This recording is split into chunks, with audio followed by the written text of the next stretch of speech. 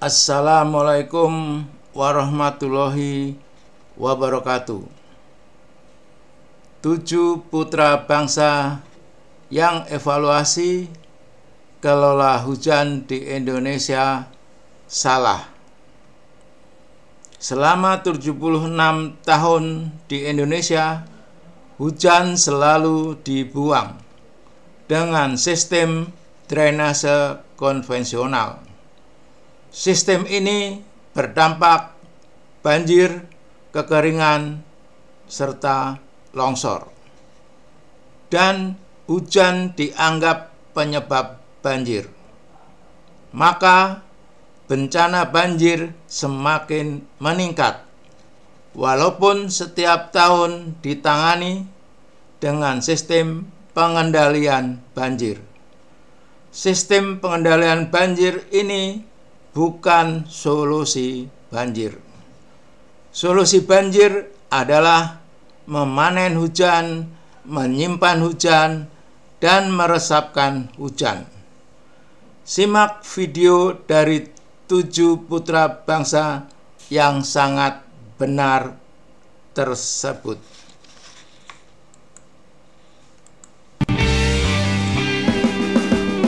Musim hujan banjir, kemarau kering, karena kita salah kelola hujan. Hujan itu rahmat, hujan itu nikmat.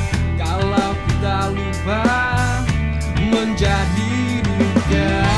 Semua insan membutuhkan hujan. Kenapa engkau merusak hutan, padahal hutan tempatnya hujan. Hey, hey, hey, hey. Simpanlah hujan untuk kehidupan. Hujan disimpan, banjir menghilang. Jangan pernah kau sia-siakan hujan.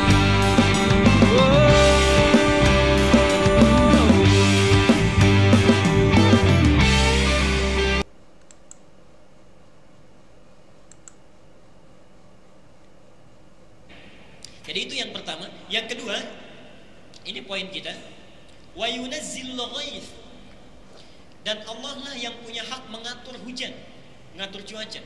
Nah, hujan di ayat ini itu disebutkan dengan kata ghaith. Bapak Ibu sekalian, ada yang menarik di ayat ini. Jadi ada 2 kata yang menarik di ayat ini. Satu, hujan diungkapkan dengan kata ghaith. Ghaith itu asalnya bukan hujan. Ghaith itu segala yang mengandung manfaat. Pernah dengar istilah istighatsah? Istighatsah itu meminta kebaikan, meminta ghaith, ya. Asalnya dari ista ditambah ghaithun jadi istaghatsah, meminta kebaikan. Nah, ini ingin memberikan pesan bahwa sebetulnya yang turun dari Allah itu semuanya baik, tidak ada yang tidak baik. Semuanya bermanfaat. Jadi ketika Allah menurunkan hujan itu, menurunkan air dari langit, itu tidak ada yang mengandung keburukan. Tidak ada yang mengandung kejelekan, semuanya baik. Yang menjadikan semua itu diterima oleh kita dengan tidak baik, atau misalnya menyebabkan banjir dan sebagainya, sebetulnya bukan karena Allah, karena perilaku manusia juga. Kalau hujan itu sifatnya baik dari Allahnya. Bahkan kalau diteliti dari sisi pengetahuannya, pengetahuan ilmiahnya, setiap tetesan hujan yang turun dari langit itu mengandung manfaat bagi manusia, kecuali bila bercampur dengan zat-zat lain yang diterima oleh kita.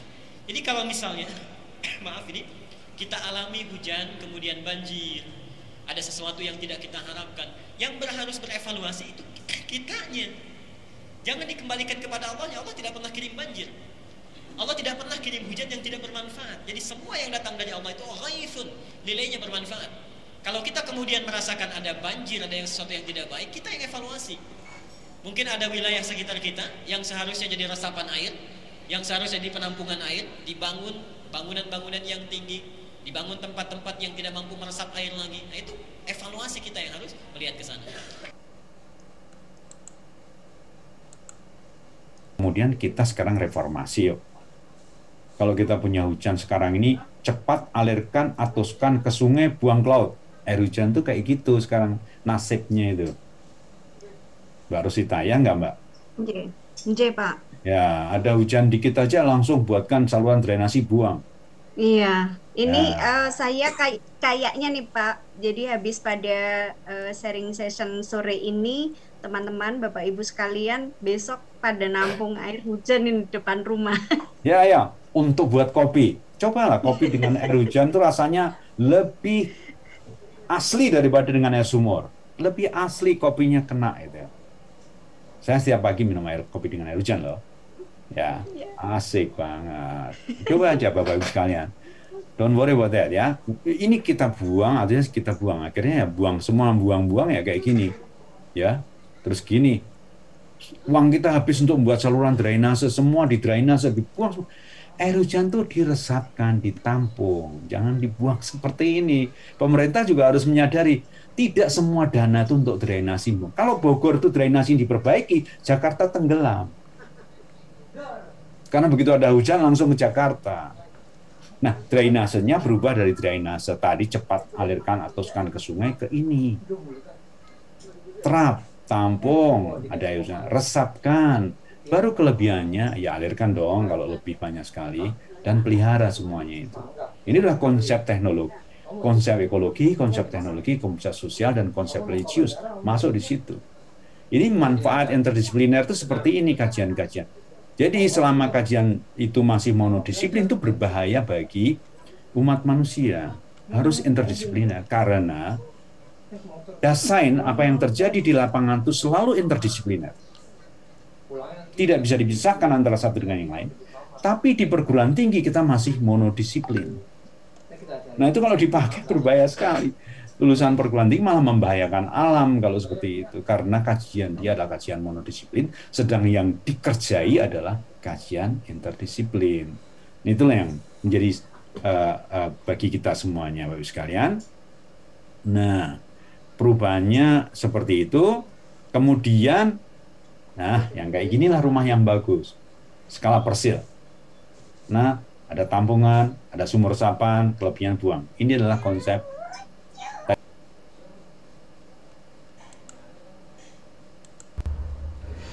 Untuk selanjutnya Pak Joko Suryanto, persilakan Pak. Ya, silakan.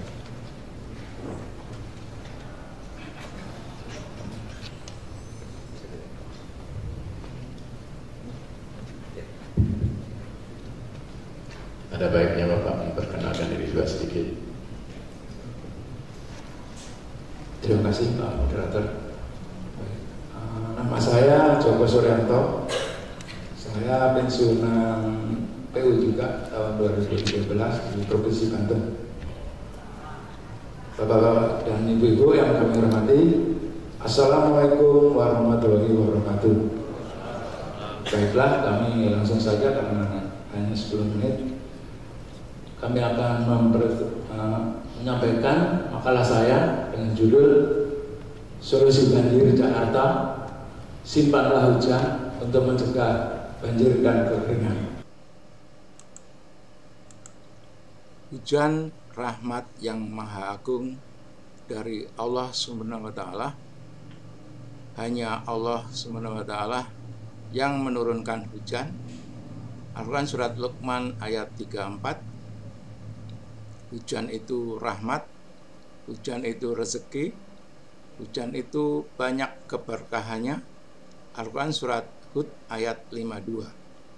Selama ini hujan selalu dibuang dengan sistem drainase konvensional, normalisasi sungai di Indonesia. Membuang hujan itu perbuatan batil. Al-Quran surat Ar-Ra'd ayat 17, yang benar hujan harus disimpan. Al-Quran surat Ar-Ra'd ayat 17.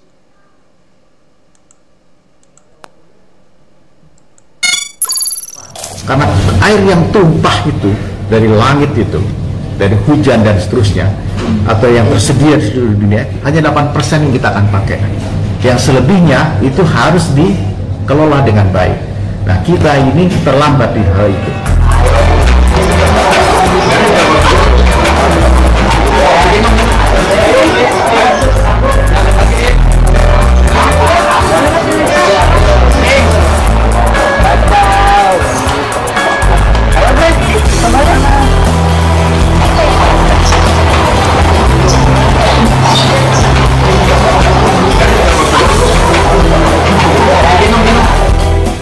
sekarang saya kemarin ketemu ke konsultan kelas dunia lah, itu mereka sekarang membuat kota itu seperti sponge yang menyerap air.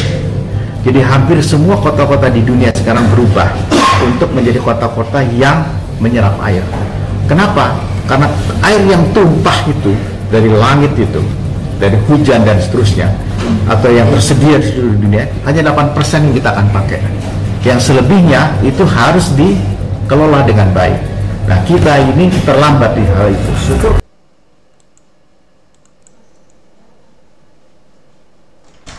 Ini aneh, betul-betul aneh. Ini bukan kampanye, tapi saya sampaikan di sini. Di satu sisi menyiapkan jalur-jalur air untuk dikirim ke laut, di sisi lain di lautnya dipasang dengan pulau reklamasi, tinggal tunggu waktu jadi rob, air balik. Dan ini melawan sunnatullah. Kenapa? Air itu turun dari langit ke bumi, bukan ke laut. Harusnya dimasukkan ke dalam bumi, masukkan tanah. Di seluruh dunia air jatuh itu dimasukkan ke tanah, bukan dialirkan pakai gorong-gorong raksasa ke laut. Jakarta telah mengambil keputusan yang fatal. Bapak dan Ibu sekalian, kita harus menyadari bahwa hujan itu adalah anugerah dari Tuhan Yang Maha Esa bagi manusia dan alam seisinya. Manusia sebagai pengelola di muka bumi harus dapat mengolah hujan tersebut semaksimal mungkin untuk kepentingannya serta alam seisinya. Mungkin kita sekarang diberi hujan yang cukup besar. Siapa tahu nanti dalam tahun-tahun mendatang kita hanya diberi hujan yang sedikit, sehingga musibah lain dapat terjadi.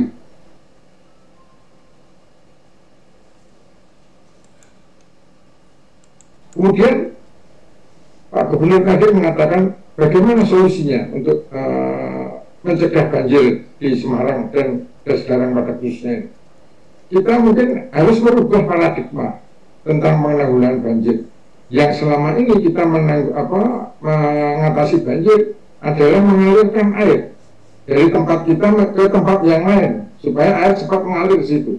Nah, ini harus dirubah paradigmanya. Sekarang dirubah bukan mengalirkan tapi meresapkan.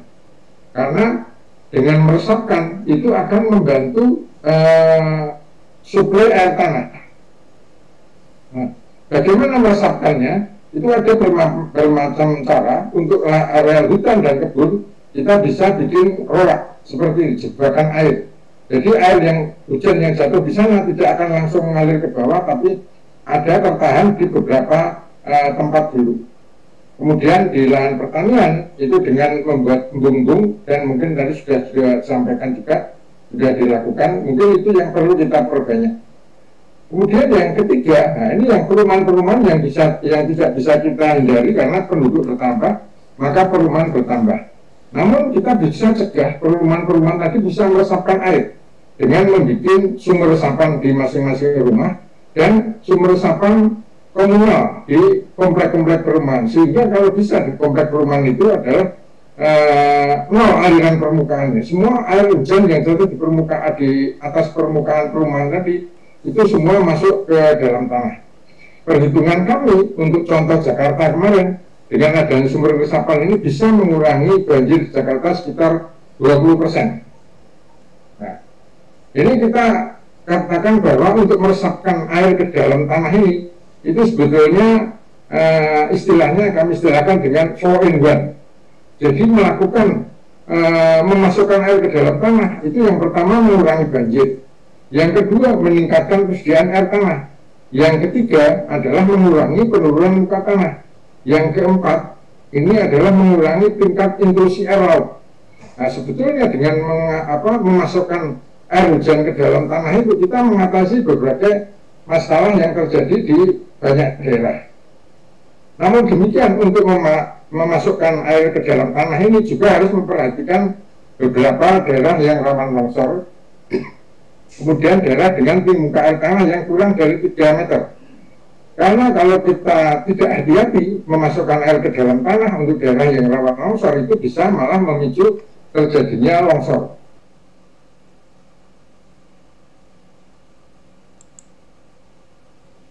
adalah ketika dia lebih sering terjadi juga, atau pada saat tahun normal kita juga ada musim hujan gitu kan, berarti kan secara alamiah iklim Indonesia itu sebenarnya lebih sering basah gitu. Nah, ini kesempatan yang baik sebenarnya untuk kita mengantisipasi atau menghadapi kekeringan yang pasti hadir setiap tahunnya, kecuali keadaan yang basah banget, yaitu pada saat musim kemarau, dan pada saat kekeringan yang parah, yaitu pada saat El Nino. Sumber air kita kan ya dari hujan gitu ya. Kalau kita istilahnya tidak satu saat kan kita juga tidak bisa terus-menerus mengeksploitasi air tanah ya gitu. Jadi kita harus pandai-pandai barangkali mengelola menurut saya kondisi iklim yang justru istimewa ini. Jangan justru kita menganggap bahwa hanya La Nina ini sebagai ancaman, tetapi kita perlu pandai-pandai mengelola karakteristik iklim ini untuk berbagai macam keperluan, untuk sustainable development kita, untuk pengelolaan sumber daya air, untuk pengelolaan pertanian dan lain sebagainya. Itu justru ini kesempatan yang dari karakteristik iklim yang sebenarnya sangat baik bisa kita manfaatkan bersama dan bisa kita kelola bersama gitu.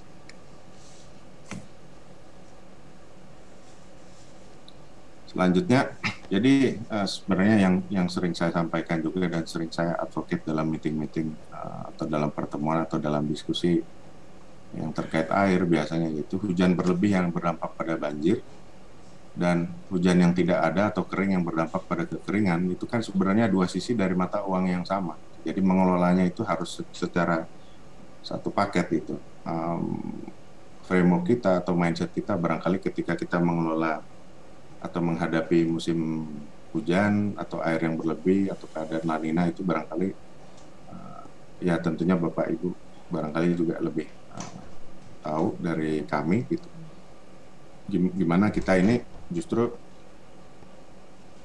dengan tidak secepat-cepatnya membuang air itu ke sungai dan kemudian ke laut, kita bagaimana caranya kita menahan air ini sebanyak mungkin di daratan untuk bersiap menghadapi kondisi kekeringan yang juga pasti hadir gitu.